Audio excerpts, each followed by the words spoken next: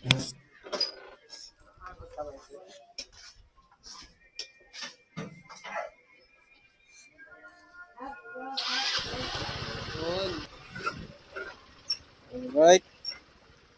test ride tayo ng FKM Lobby 150.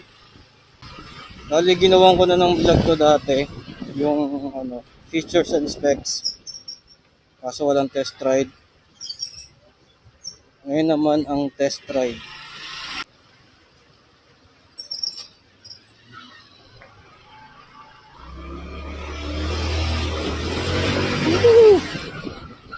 Test ride FKM Lobby 150.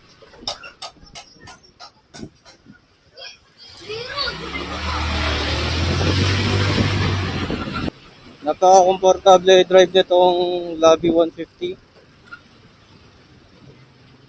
Ayun relax na relax lang ako ngayon.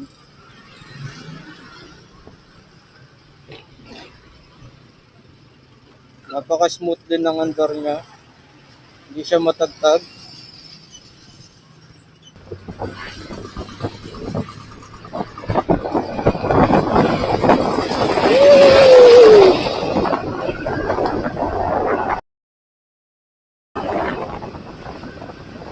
Talagang gamang-gama yung power kapag nag-overtake eh.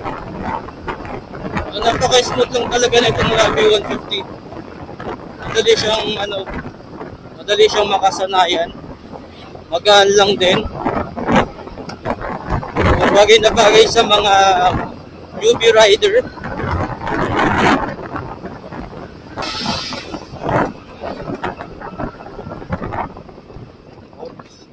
Lubak.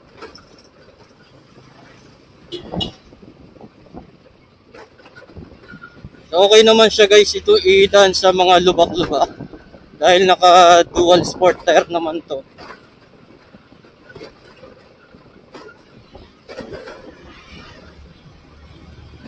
Sa mga maputik, mas makapit yung gulong nito. Yun ang isang maganda rito sa Lobby 150. So far so good naman guys. Ayun. Kaibahan lang pala nito ding Lobby 150. Mataas din yung seat height niya. Na dito, tingkayad ako dito.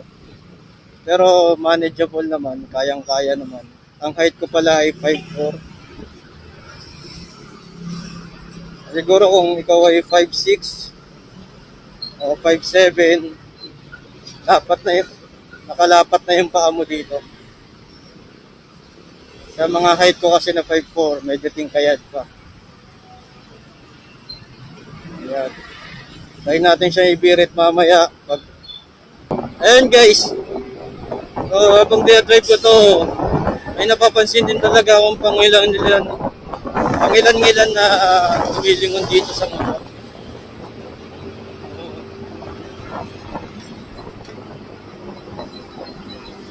Yung style niya kasi guys, classic.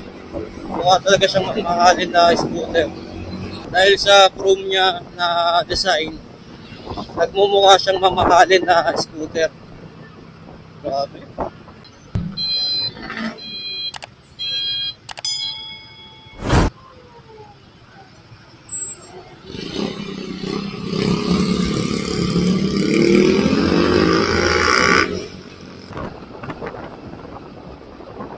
At may bubuga rin talaga to kasi una 150cc na yung engine niya.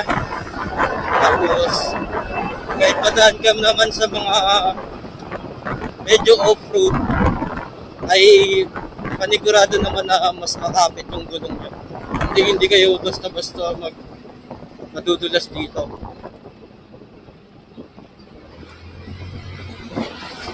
Yun talaga yung yung pinaka-asset talaga nitong motor na to.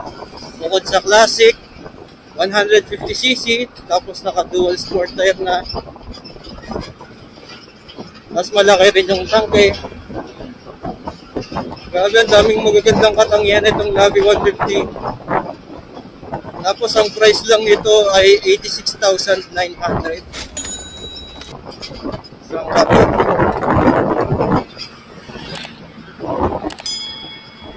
sa mga nagtatanong guys itong FKM ay Singaporean-based na company. Pero ang pinaka ano nila ay mass produce pa rin sa China syempre. Halos lahat naman ng brands, ganun na rin. Sa China na talaga ang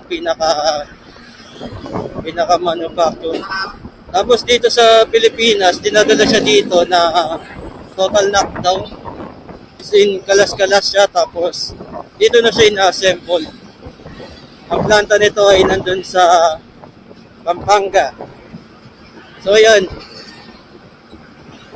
assurance yun na available lahat dito sa Pilipinas yung mga parts nitong mga FKM. Siyempre nitong Labi 150. Sa accessories naman guys, marami na rin nagde-develop ng mga accessories nito. May magbibilan ka na front rack or rear rack at iba pang accessories na para sa Labi 150. Yun. So hindi naman yan ganong problema. At nandito na nga tayo sa Bikers Pad. Ayan. Grabe, sarap ng experience na i-drive itong Labi 150. Napakaganda guys. Bilhin nyo na. Available ito sa colors na black, white, gray, at red.